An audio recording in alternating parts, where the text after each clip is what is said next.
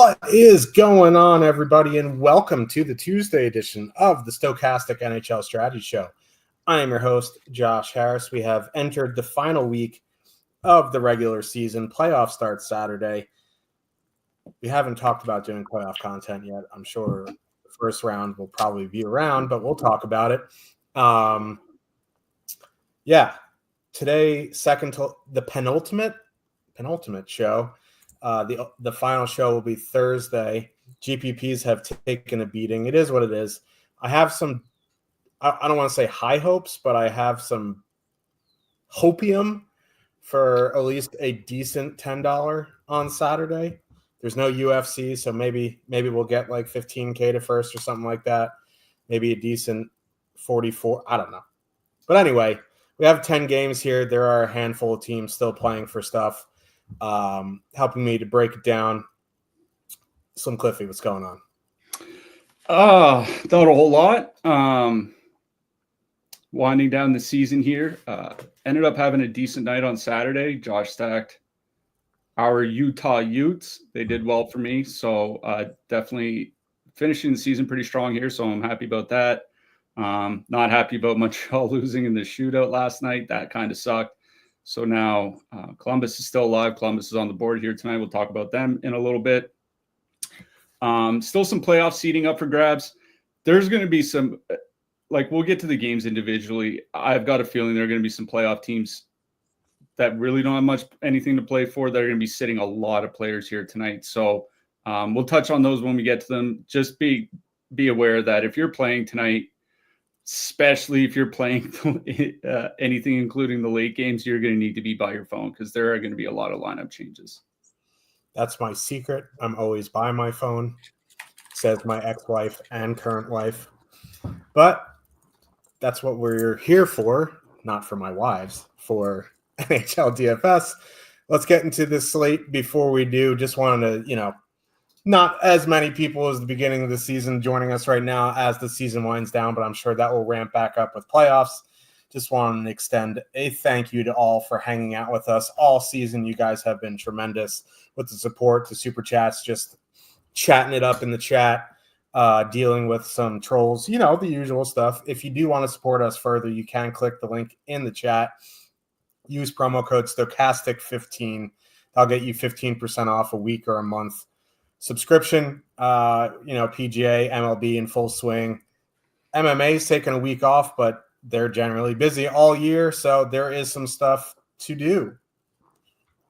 I will be up until midnight to keep you guys updated. And by midnight, I mean midnight East European time, so I will be going to bed at 8 p.m. Apparently my wife is watching. Apologies. But let's get into this slate. First game on the board.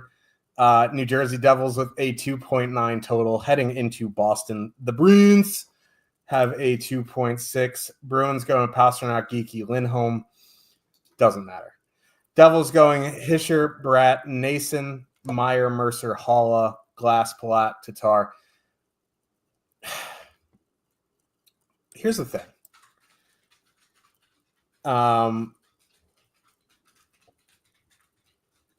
Dougie is skating again. He's probably going to start playing at the beginning of the playoffs. He's not going to be here tonight, which still is a problem for the Devils. And that Devils top line is 19,300 with Stefan Nason. That's just really expensive. I know it's a great matchup against the Bruins, but at that price, right around them, you have the Flyers Couturier line. You have Tampa 1, right? You have, for cheaper, you have some Ottawa. There's Tampa 2. You're talking about expensive lines, and the first team out of your mouth is the Philadelphia Flyers. Listen, this is the type of slate it is. It's a good point. Honestly, though, I think I would rather play the Flyers here tonight than the Devils. If you want to play Nico Hischier and Jesper Bratt, that's fine. They're just in a weird price range, where you could just spend up a little bit. You could spend down a little bit. So, I think they're fine, but in my single entry, I'm probably not getting to them. On the Boston side, like they're over 20K and they have been really, really good, that combination. Lindholm, Pastrnak, Geeky, and the Devils. See, the Devils are still bad defensively, and they don't get talked about as much as bad defensively as a team like the Stars missing Heiskanen. But like since Siegenthaler and Hamilton went down, they're one of the worst teams defensively. I'm not running out here to play Boston on a 10-game slate with 2 games left in the regular season, but this line has been really good. I think I would do a 2-man at Geeky Pastrnak. Like I can't play Elias Lindholm for 5,600. If you want to, go ahead. I'm in on a Pastrnak one-off or a 2-man with Geeky. Geeky has over 30 goals this season. It's kind of ridiculous. So I'm in more on the Boston side than the Devils side. If you want to play Devils, it's fine. To me, they're just priced in a range where it's hard for me to get to them. Yeah. I'll start with New Jersey. It's weird because that specific top line with Nason and Bratt on the wings, like they've been good this season. Now they're doing that, riding a fairly hot shooting percentage at 12.6%. But the thing is even at like 10, maybe 11% shooting, they be really, really good at 5-on-5. It's just 19,300 is a lot to pay. Like you mentioned, there are a bunch of lines in that price range that you might want to play instead. And it's like, if you play them, then you can't play Minnesota or Toronto, and we'll get to them. Even, we'll get to the Flyers in a second, but even if you don't want to play the Flyers, like there are some lines like from Tampa Bay, Utah, maybe Los Angeles, we'll see what they do with their lineup. So like, I don't dislike them outright, but I think I'm kind of with you. There are just other spots in that price range I'd rather go to than New Jersey 1. New Jersey 2 is somewhat interesting, if only because like that Boston depth is just garbage. And at the very least, like Meyer and Mercer have been able to play well together this season. 65 shot attempts, 2.7 goals per 60. Like those are above average numbers. They're not great, but they're certainly a lot better than anything Boston can throw at them. The Boston penalty kill has actually been good, so I'm not super worried about power play correlation and all that. But, you do get Meyer Mercer on the top power play. I think I'd be more inclined to play Meyer Mercer as a 2-man than I would be to play anything from the top line from New Jersey. But I think I'm kind of with you. I'm not super in on the Devils. For me, it'd be more of a Boston game. What I worry about with the Bruins is that they're not really getting a ton of ice time, like 17, 18 minutes of late. Like there's no need to play David Pastrnak 21 minutes a game anymore. So the Devils haven't been great defensively, but even if the line gets 2 goals, like 2 goals really isn't enough to pay off a salary over 20K. Honestly, I think my favorite line in this game is New Jersey 2. In general, I don't have a ton of interest in either side. Yeah. Toronto Maple Leafs with a 3.5 total heading into Buffalo. The Fighting Mike Harringtons have a 2.9 total. He's just going on a rampage on social media about like just roasting people wanting the Sabres to lose. It's like, why don't you want them to have a better draft pick? But this guy just hates his job. I mean, I kind of get where he's coming from. Like they've been playing for better draft picks for 15 years or whatever. Like at a certain point, like whether they pick 9th or 7th, it doesn't really matter. Like start fucking hockey games. They'll either mess up the draft or they'll trade the guy and he'll become a superstar. Anyway, Toronto going Matthews, Marner, Nyes, Nylander, Tavares, Domi, McMahon, Robertson, Holmberg. Buffalo going Thompson, Benson, Kulik, Tuck, Peterka, McLeod, Zucker, Quinn, Krebs. On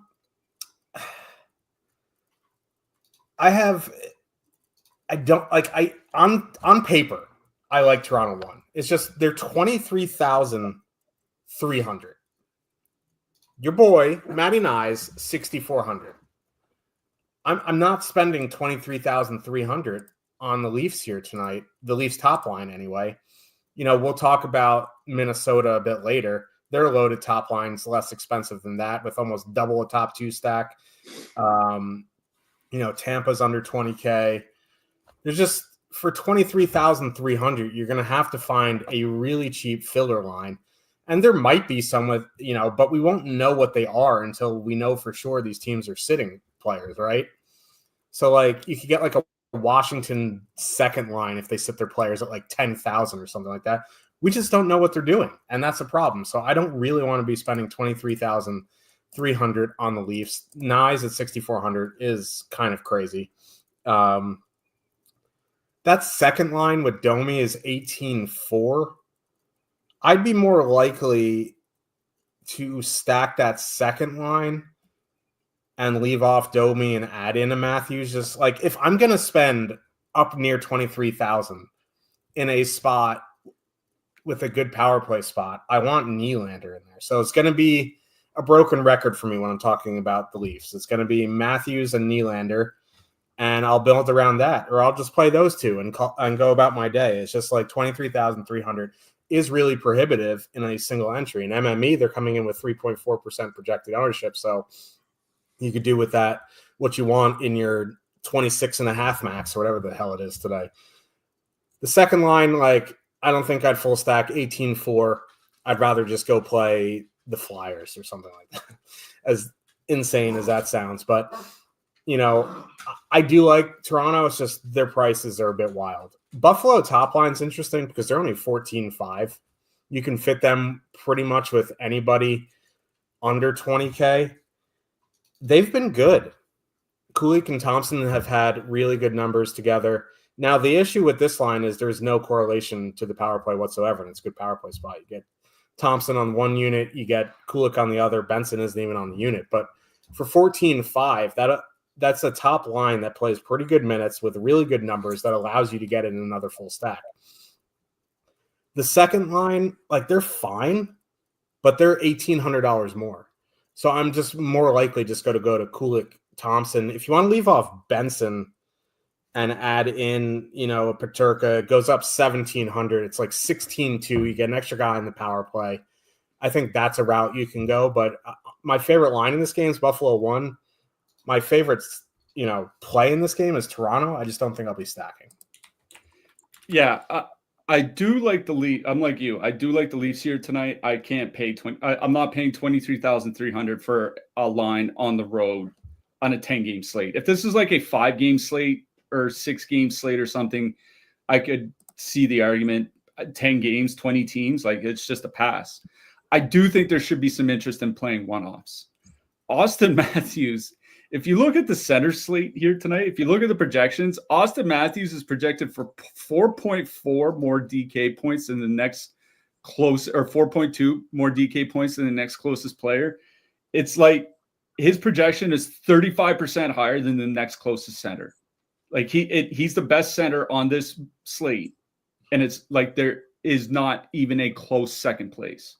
So a one-off Austin Matthews, I think, makes a lot of sense. A one-off William Nylander, I think, makes sense. If you want to even just like one-off John Tavares, even though 7,100, I'd probably rather just go play Matthews. I think that makes sense.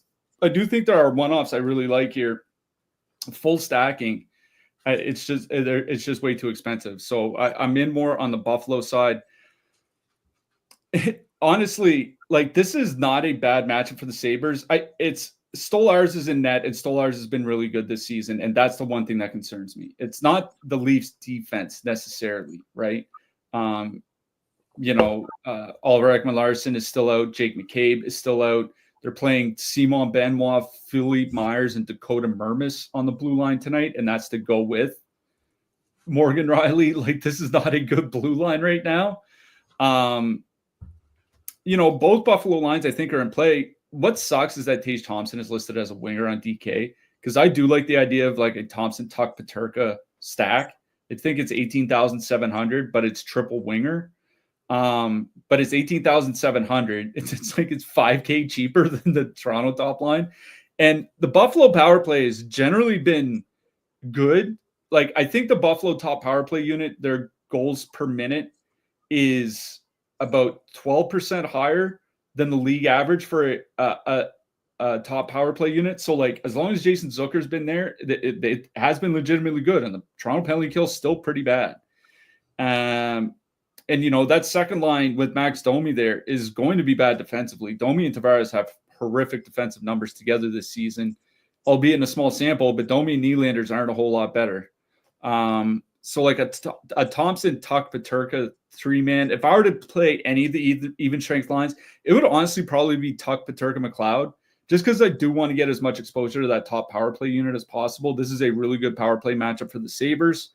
Toronto's been taking a few more penalties. Buffalo power play's been better. Obviously, like I said, the Toronto PK has struggled. So I do like, if you want to just stack Buffalo too, I think that's in play. I kind of like going to like a Thompson, Tuck, Peterka 3-man. It just kind of sucks that it's triple winger. But I think I'm in more on the Buffalo side than Toronto. But overall, the best play in this game is still Austin Matthews one-off. Yeah. Chicago Blackhawks with a 2.3 total.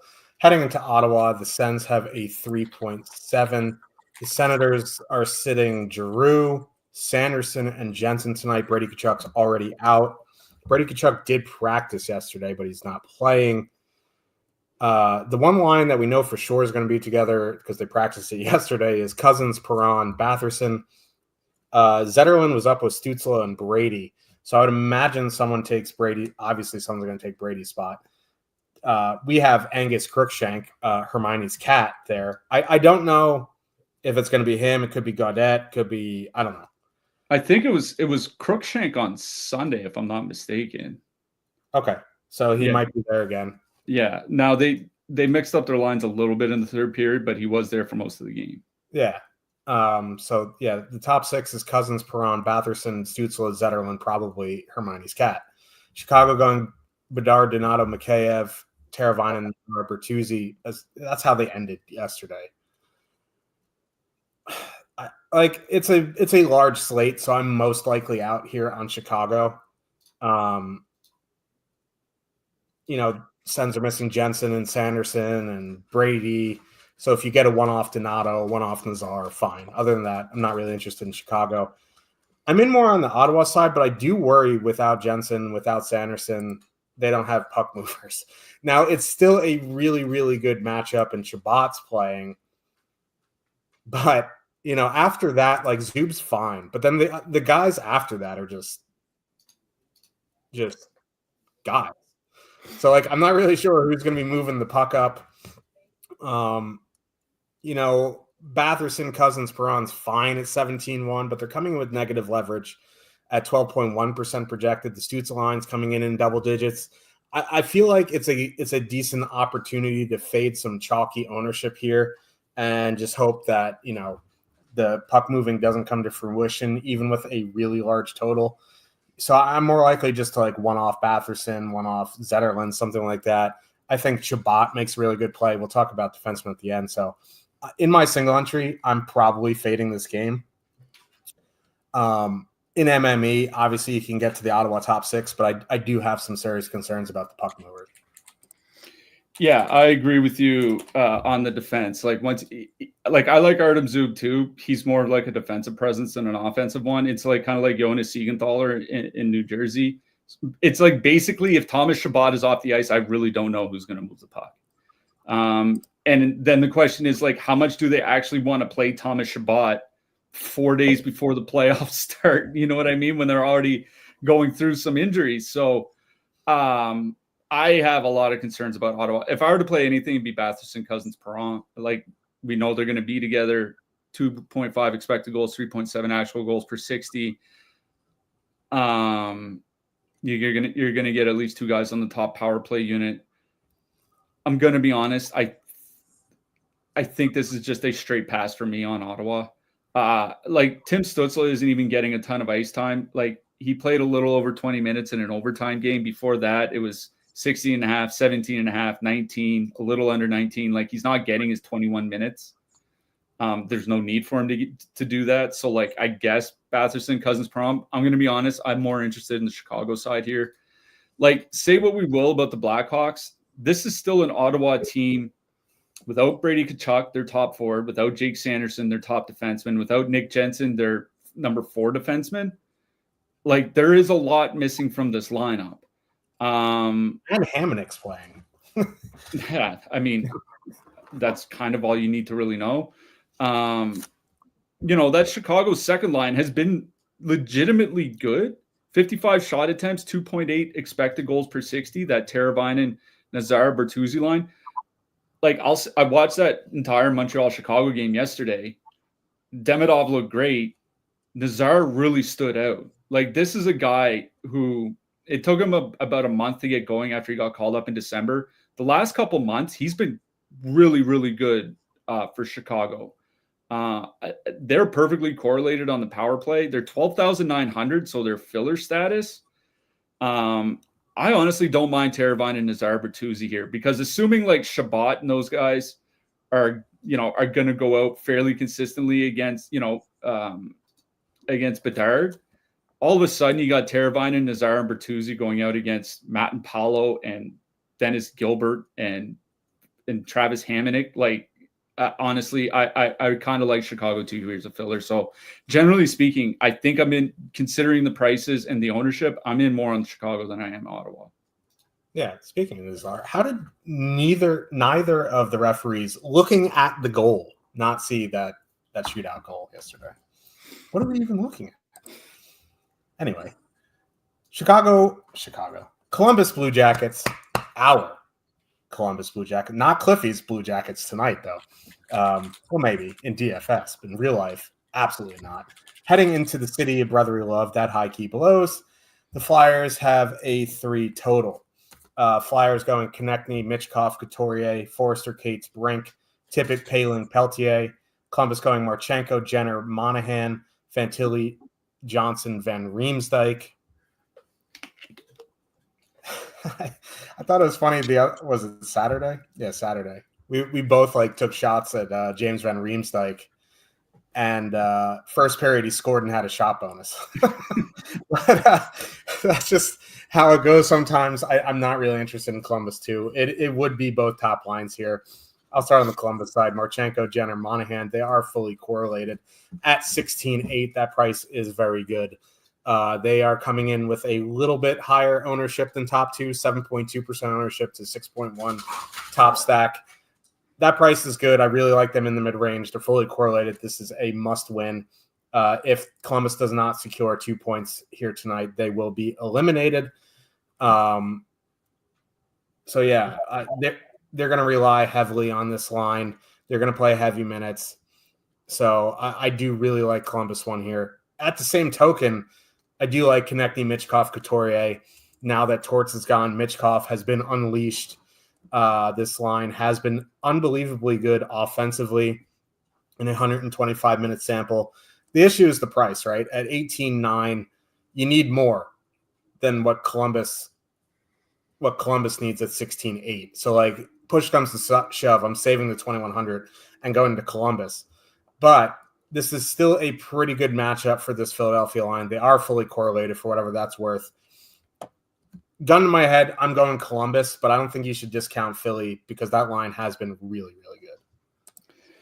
Yeah, I mean, we say it all the time about Columbus. No matter who Monahan and Marchenko play with, the line is really good. Whether it's been Voronkov, whether it's been Fantilli, whether it's been Kent Johnson, whether it's been Chinnikov now with Boone Jenner. With Boone Jenner, there 69 shot attempts, 3.5 goals per 60 minutes of 5-on-5. They're all in the top power play unit.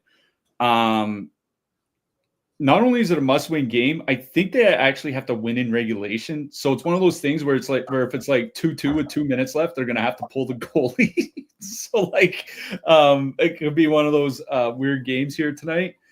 But yeah, they're going up against a Flyers team whose goaltending has been absolutely horrific this season. Going up against the Noah Cates line is kind of tough. The Philly penalty kill has been getting better in the second half of the season as well. But at 16,800 for a perfectly correlated line facing a team with such bad goaltending, I do think you really have to consider Columbus one here. You save thousands of dollars off of New Jersey, off of Boston, off of Toronto, and they're still only coming in with 7.2% ownership. I do think Columbus one is near the top of the board for those mid-price lines, like between like 15 and 18K. Not in so much on Columbus too, in on that Flyers line that you were talking about. And the reason is the Flyers haven't really been hard matching, which is kind of a good thing here, because that's going to get the Mitchkov line, like maybe like 1 out of 3 shifts, the Mitchkov line goes up against Monahan and Marchenko, and the rest is going to be against the depth. Like that Columbus second line's at 3.3 expected goals against per 60. Like there's going to be some good matchups for that Philly top line. That top line for the Flyers since the Four Nations, 3 expected goals, 5.1 actual goals per 60. Obviously, they're riding a reasonably hot shooting percentage. Even if it was under 10%, they would still be, 40% better than the league average by 5-on-5 scoring, because they're generating so much offense, so many shots. So I really do like the Philly top line here, but I'm going to be honest, considering you get a little bit of a discount on Columbus 1, price-wise, considering their power plays actually been good, whereas the Flyers just never really have. I think I'm in more on Columbus than I am for Philly, but both top lines are certainly viable here tonight. If this is a close game, Monahan and Marchenko are going to play like 22, 23 minutes. So, yeah, you'd think so. Yeah. Yeah. Tippett and Paling have been playing well. They have. The problem is they're expensive for the third line. But, if you want to play them in MME, I think that's fine. Florida Panthers with a 2.4 total. Heading into Tampa Bay, the Lightning have a 3.1. So Florida played yesterday. They cannot catch Tampa or Toronto. Like, whoever finishes in that second spot in the division has home ice against Florida. Maurice said, we're going to play as hard as we can with the guys we have, but he strongly hinted that a lot of guys are going to be sitting. And Vegas tends to agree with that total. So, I mean, I think they're just going to swap out the guys that didn't play last night and or swap in the guys that didn't play last night, swap out the guys that did at the top of the lineup. So like Barkov out, Reinhardt out, Verhaeghe out, like those guys. And then you bring in Luostarinen, Lundell, Samoskevich and all that. I think that's what's going to happen, but we won't know until warmups. Yeah, and with that uncertainty, that total, the size of the slate, I'm out on Florida. Tampa can still catch Toronto. They need to win out, and they need Toronto to lose. The top line, they're going to go 11-7, but they have Yanni Gord up there with Point and Kucherov, Gensel with Hagel and Cirelli. That's just going to be jumbled. Like, they're all going to play with each other. That sounded bad, but that's just what it's going to be. Everybody's throwing their keys in the fishbowl when they get to the rink. Yeah. Whew.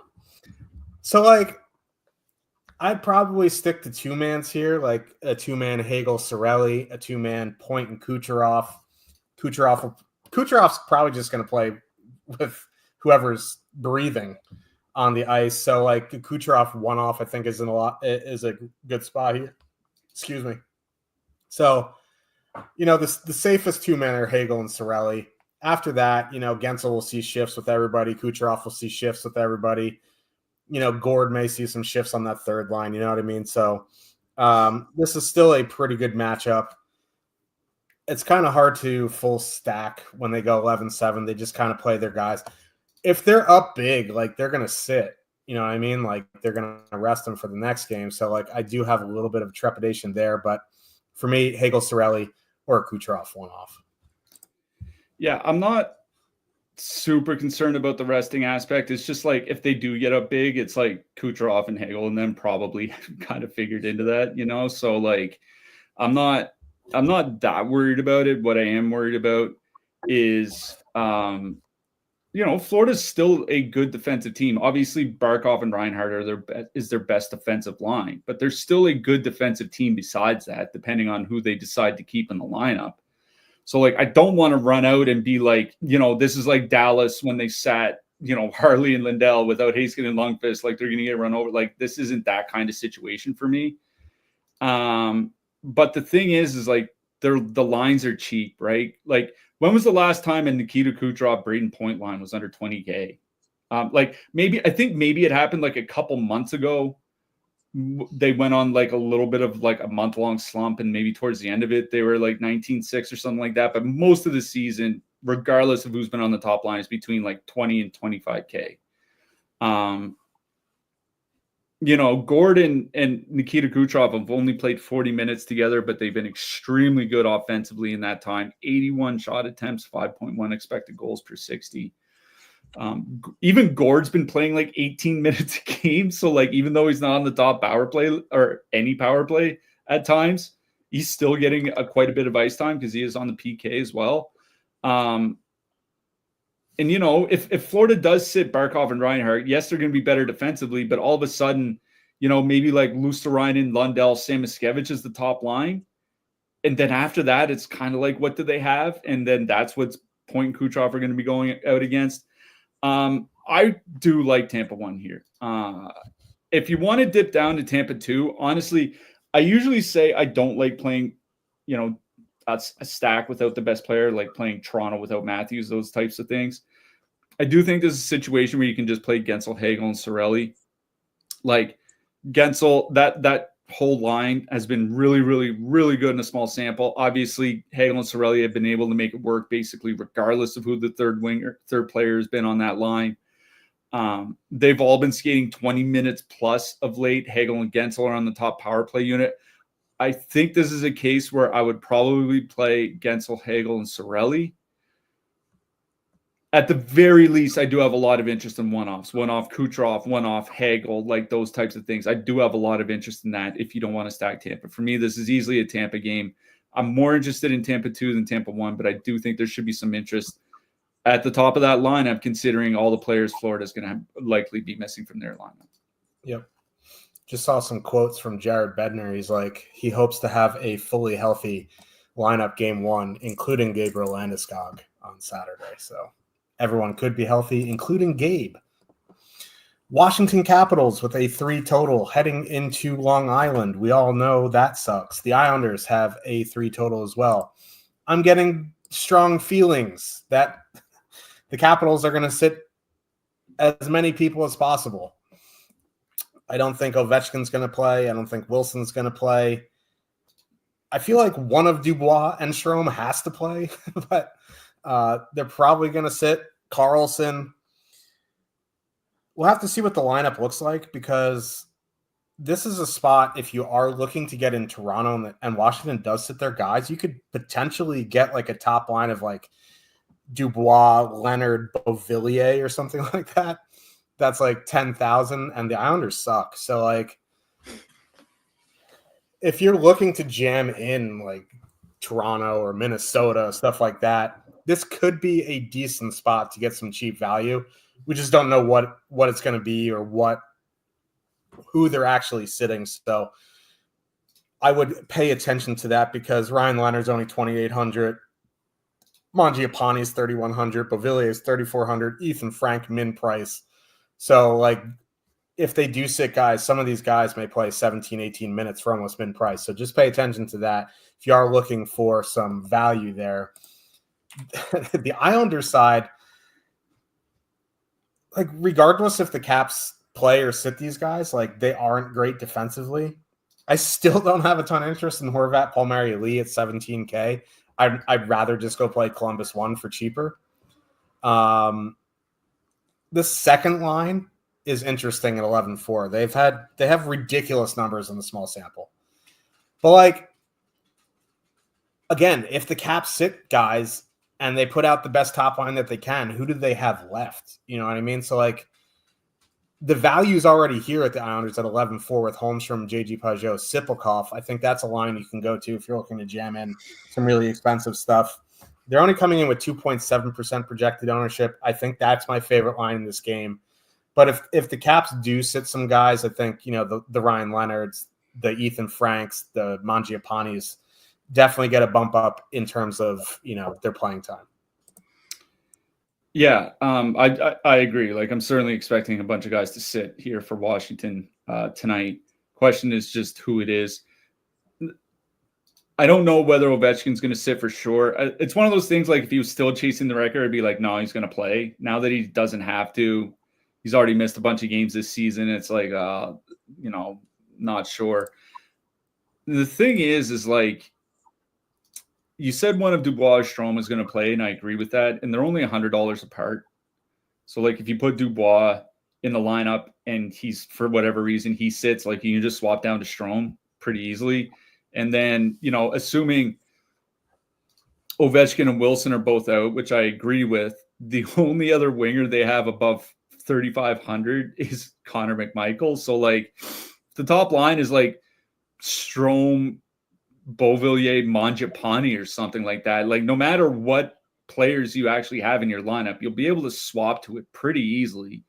So I agree with you on the Caps. Like the thing is like it's a 7:30 Eastern start. We won't know what the lineup is until 4 games have already locked. And I don't really like it's like, do I really want to limit my options, like take 4 games off the board completely and bank on the depth Washington Capitals on the road to just so I can go play the Toronto Maple Leafs or something like that? It's like, once I start working that out in my head, it's like, you idiot, what are you doing? So like, if I was playing 20 lineups, maybe I'd have a couple where I'd be waiting for some Caps news. If I was single entry, like I don't really see the need. Like there's going to be enough lineup shuffling all over the place tonight that you don't have to force in cheap Capitals, because you could go get cheap Kings. You can go get cheap Chicago, cheap Ottawa. Like they're maybe not Ottawa. They're priced up a little bit, but like, cheap New Jersey. You can go get cheap Anaheim. You can go get cheap Minnesota. We'll get to Vegas in a second. Vegas is sitting like half their roster. So like go get some cheap Vegas. Like there are just a bunch of spots. So I think I'm generally more interested in the Islanders side. Horvat, Palmieri, and Lee have been pretty good together offensively. In fact, both of these lines have all been pretty good together. So I guess here's the thing is, whatever Islanders line I pick, it's not the thing that I'm stacking around, right? It's not like I'm not putting New York. The first 3 names in my lineup aren't from the New York Islanders. Like it's just not, right? So like if I play Columbus 1 and I want another mid-price stack, then yeah, maybe I consider Islanders 1. Or if I do play Boston here tonight and I'm looking for a sub 12K filler, then yeah, maybe I consider Islanders 2. This is one of the spots I would heavily consider, because no matter what Washington does to their lineup, their goaltending has been like garbage for about 2 months now. Charlie Lindgren hasn't been very good all season at all, and they're going to be sitting a bunch of players. And no matter what we think about the New York Islanders, the last I checked, this game was even over on DK, minus 110 each. So like, I have more interest in the Islanders than I do the Caps here. I understand wanting to play Washington, but like just running out to play depth players on the road a few games before the playoffs, like it just feels like not the right move when there are so many spots here tonight. So I think I have a lot of interest in the Islanders, but like I said, they would be my secondary stack after I start making my lineup. I'm not building around the New York Islanders tonight. Yeah. Utah with a 2.7 total heading into St. Louis. The Blues have a 3.2. This is a very important game for the Blues. They need 2 points here. I don't know if they need 2 points, but it would definitely benefit them from getting 2 points. They're going Thomas Buchnevich, Neighbors, Kairu Shen, Snuggerud, Bolduc, Sundquist, Joseph. Utah going Keller, Genther, Cooley, Schmaltz, Hayton, Yamamoto. Utah played last night. They started their AHL goalie, so they saved Vejmelka for the Blues here tonight. That's interesting. Nice little gamesmanship there. I think the one line I'd be interested in playing on the Utah side would be that top line. The problem is the price, right? They're not 17,900. They're kind of in no man's land there. The Blues top line is $600 cheaper. You got Columbus right there. If you go up a little bit, you have Philly. You know what I mean? So they're back-to-back on the road on a 10-game slate. They're coming in with 4% projected ownership. It's a good power play matchup. So I think Utah, for me, the top line would be MME only. Like Hayton and Schmaltz have been fine. That line's 11-2. If you want to use them as a filler, if it is Yamamoto there, by all means, go for it. But I'm generally more on the Blues side here, and it would be Thomas Buchnevich Neighbors at 17-3. I was kind of hoping it would be Kyrou up there, but it is Neighbors. I mean, that line still has been fine with Neighbors there. It's better with Kyrou, but with Neighbors there, they've been fine. It's not the best matchup, but Utah doesn't have anything to play for. Thomas Buchnevich Neighbors coming in with a little bit of positive leverage at 17-3. Push comes to shove. I'm still going to play Columbus, I think. But I think St. Louis one's definitely in play. Like Shen and Kyrou have really good numbers with each other this year, but most of that's with Holloway. Like Snuggerud's fine offensively. I just worry a little bit that defensively. So like a Kyrou one-off is fine. I just, at 14-4 at that point, I'm going to go play the line we just talked about before. I don't even remember, but there's a line in that price range that I prefer. I think they're fine, but for me, it's both top lines.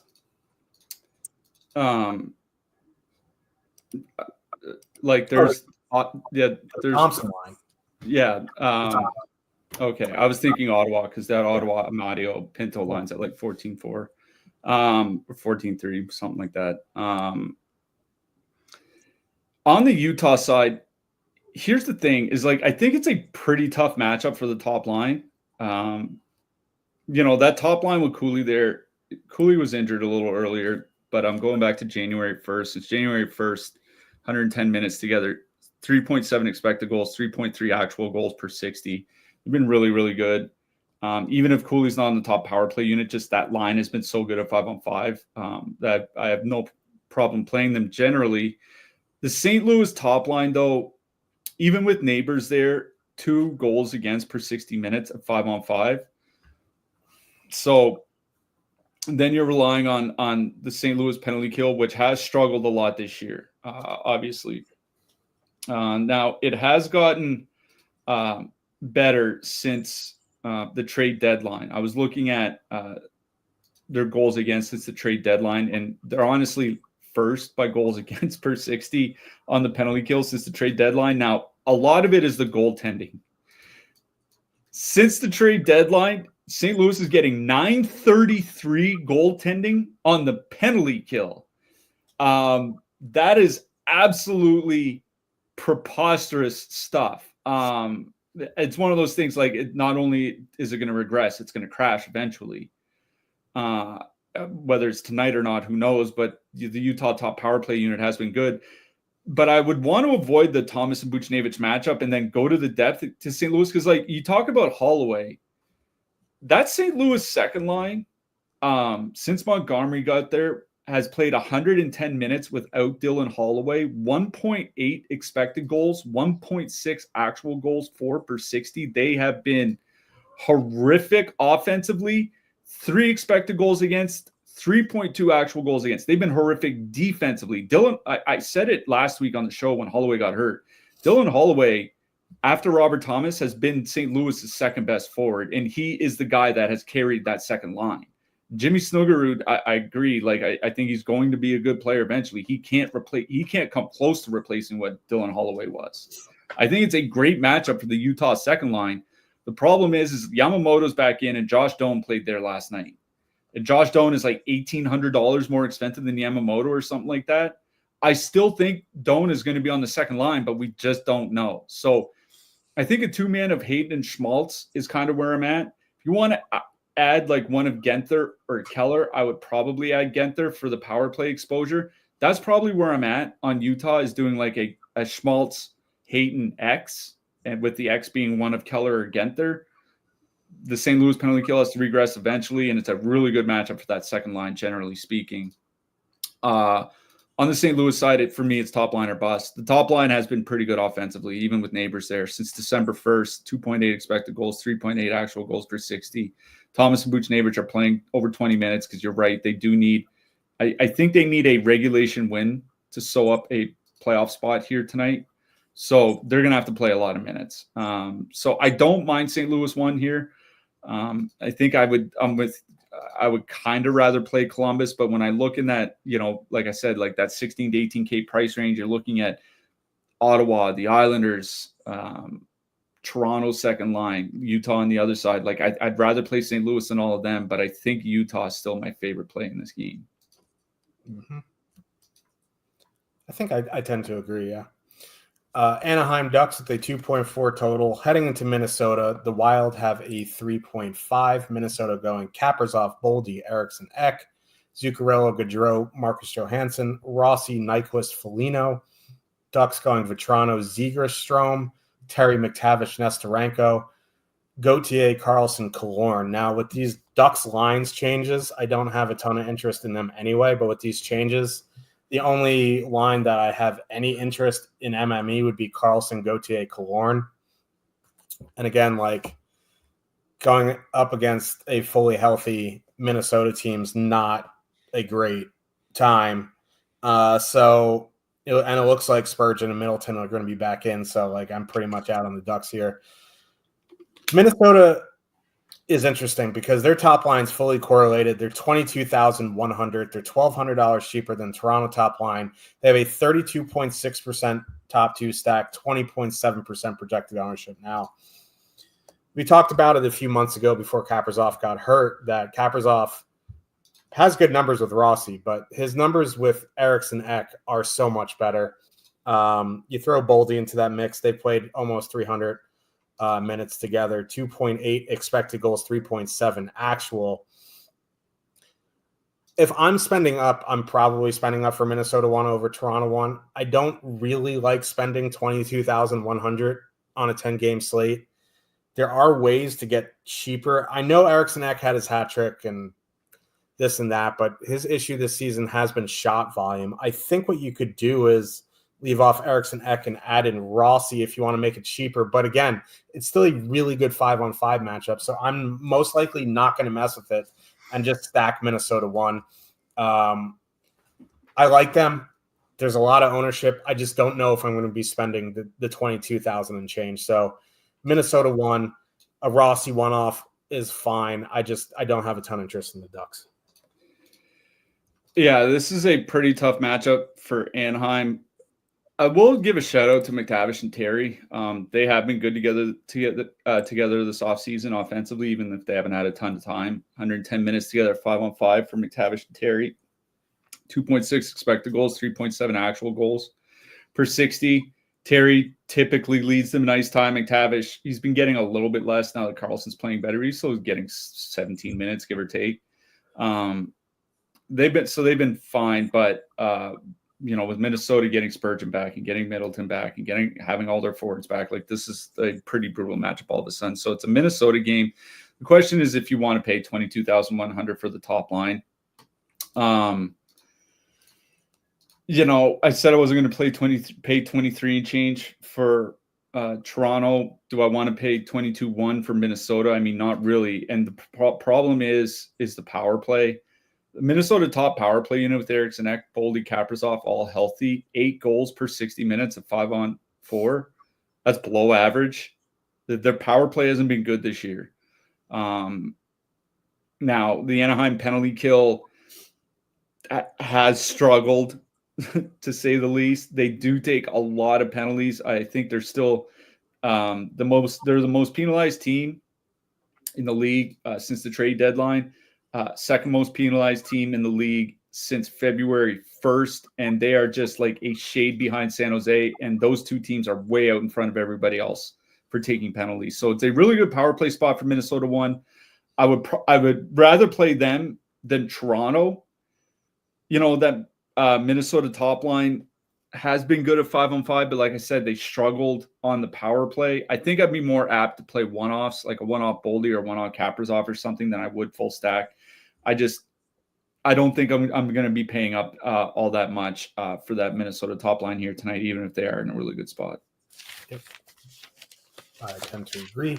Vegas Golden Knights with a 2.8 total. Heading into Calgary, the Flames have a 2.8. Vegas is sitting Eichel, Stone, Pietrangelo, Hannafin, and Hill. So that would lead me to believe that Hurdle Dorfe of Sod will be the top line, and then Carlson, Riley Smith, and somebody. I mean, Victor Olofsson's been playing there quite a bit. Yeah, so it could be Olofsson. Calgary's going Kadri, Huberdeau, Adam Klapka, Coronado, Coleman, Backlund, Sharangovich, Frost, Pospisil. On the Calgary side, the only line I tend to have interest in full stacking would be Coronado, Coleman, Backlund at 14-2. I'm fine with the Kadri one-off. Adam Klapka doesn't really do anything for me, so Calgary 2 as a full stack, Kadri one-off I think is fine. On the Vegas side, Hurdle, Dorfe, of Sod have been excellent together this year. With these guys sitting and them kind of locked into a spot, they're not going to play heavy minutes. They're going to probably run at least 3 lines. The fourth line will play some as well. They're fine, but at 15-7, they're not super high up on the list. I'd be more likely to go to Carlson, Smith, whomever is with them. The problem is we just don't know. So a William Karlsson one-off I think is fine. A Hurdle one-off. I'd be more likely to play the Karlsson line for cheaper than the Hurdle line. I just, even at 15-7 with Eichel and Stone and those guys out, I don't imagine they'll play heavy minutes. Yeah, I don't think they'll play heavy minutes, but that's kind of priced in at 15,700 as well, right? It's not like this line is 19K or something like that. And that, that Hurdle line has been really good. 150 minutes together, 78 shot attempts, 3.9 expected goals, 3.1 actual goals. What worries me is the power play. It's like you take out Stone, you take out Eichel, Hanifin and Pietrangelo both sitting. Shea Theodore can still run it, but you're eventually just running out of guys to play on the power play.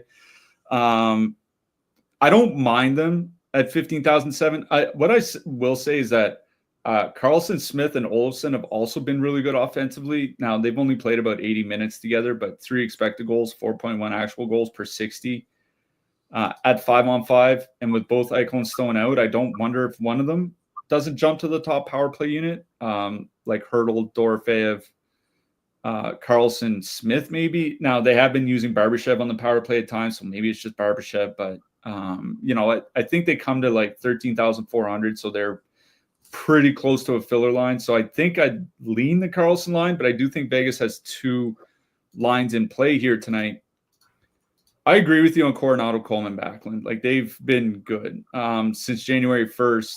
240 minutes together, 2.9 expected goals, 3.5 actual goals per 60, 14,200. They're only a little bit more expensive than the Vegas second line we just talked about. 4% ownership is perfectly reasonable. I'm not going to pay almost 17K for a line with Adam Klapka on it. So I think for me, it's Coleman, Backlund, Coronado is my favorite line in this game. If I was playing 30 lineups or 40 lineups or whatever, then I think I would be considering Vegas. But you take that many guys out of the lineup, Dustin Wolf playing as well as he is, all that. I think for me, it's kind of Calgary 2 or bust out of this one. Los Angeles Kings with a 2.8 total heading into Seattle. The Kraken have a 2.8. The Kings locked up home ice yesterday, and they pulled their goal. They pulled Darcy Kemper in the third period. They are resting people tonight. They haven't said it yet, but they're resting people. You're going to see guys like Akil Thomas and Turcotte and Helenius, Jeff Malott. These guys play up in the lineup. I would imagine after Byfield, the hit he took from Nurse, he's going to be out. Kopitar's probably sitting. Kempe's probably sitting. Fiala's probably sitting. So this game's at 10:30 p.m. Eastern. I'm not waiting around to be excited about playing the Kings here tonight. I'm probably just out on the Kings, probably out on Seattle as well. But the thing is, with these guys sitting, and it's going to be Riddick and Net and all this and that, I don't mind Wright, McCann, Burakovsky at 12-6. I guess you could go to Beniers, Kako, Schwartz at 11-2. Push comes to shove, I'm probably I've talked about it a bunch. If Shane Wright has line mates, that's the line I'm going to. And if he's with McCann, it would be the Seattle Wright line. I just this game. is brutal at 10:30 p.m. We don't know who's sitting, so if anything, it would be that right line. Yeah. The thing with Los Angeles is like it's not like they're cheap either, right? It's like let's assume they sit a bunch of guys at the top of the lineup, and the top line tonight is Danault, Moore, Fogle. That line is still like 16K. You know what I mean? So it's not like you're getting some sort of big savings where this is a Washington situation where you're going to get depth guys playing up the lineup for really cheap. So, you know, if anything from the Kings, I think I'd be inclined to play some one-offs because, like, if you want to play Fogle and he's out, you can swap to Moore. If you want to play, you know, Laferriere or Danault in your utility, I don't know why you would, but like you can take him out, put in Laferriere, like those types of things. I'm out on Los Angeles. On the Seattle side, I'm going to do it to him one more time. I think this is a Chandler Stevenson game.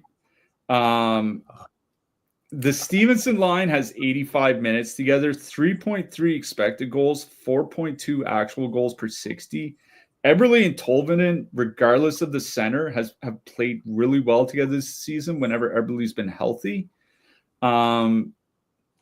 At 10,700, that's what's kind of pulling me in. Like, it's not like they're 13K. It's they're 10,700. If you get one perfectly correlated goal, you're kind of fine. If you get two, you're rocking and rolling. You know what I mean?